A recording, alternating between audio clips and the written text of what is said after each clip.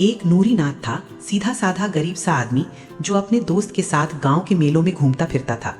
एक दिन मेले में अचानक नूरी नाथ की नजर एक लड़की पर पड़ी। पहली नजर में ही दिल हार गया। मगर उसी मेले में एक बदनाम बदमाश था, टोफील टोंका वाला, जो अपनी पूरी गैंग के साथ आया था और उसी लड़की को उठाकर ले गया। लड़की को एक बंद कमरे में कैद कर दिया गया। नूरी नाथ बेचारा गरीब अपने दोस्त के साथ उस लड़की को छुड़ाने गया, मगर टोफील टोंका वाला ने नूरी नाथ को बेरहमी से मारा और उसे पागल बना डाला।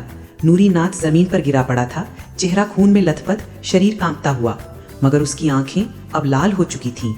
उसी रात नूरी नाथ छत पर बैठकर सोचने लगा, अब टोफील टोंका वाले को सबक सिखाना ही पड़ेगा। नूरी नाथ ने पुलिस को फोन किया। पुलिस ने आते ही टोफील टोंका वाले के गुंडों को उठाकर चौराहे पर उल्टा लटका दिया। अब नूरी नाथ की बारी थी। वो गुस्से से भरा हुआ हीरो स्टाइल में दमकते कदमों से आया, कमरे का दरवाजा सिर्फ एक लात से तोड़ दिया। लड़की हैरान कांपती हुई। नूरी नाथ ने उसे बाजू से पकड़कर बाहर निकाल लिया। टोफील टोंका वाला सामने आया, मगर अब नूरी नाथ ने उसे धो धोकर मारा। टोफील टोंका वाला पागल हो गया, जमीन पर पड़ा रोने लगा और नूरी नाथ चुपचाप मुड़ा, लड़की का हाथ पकड़कर चल पड़ा और पीछे बस एक आवाज गूंज गई, जुल्म करने वाला चाहे कितना भी ताकतवर हो, अगर नूरी नाथ को गुस्सा आ जाए तो दरवाजे भी रास्ता दे देते हैं।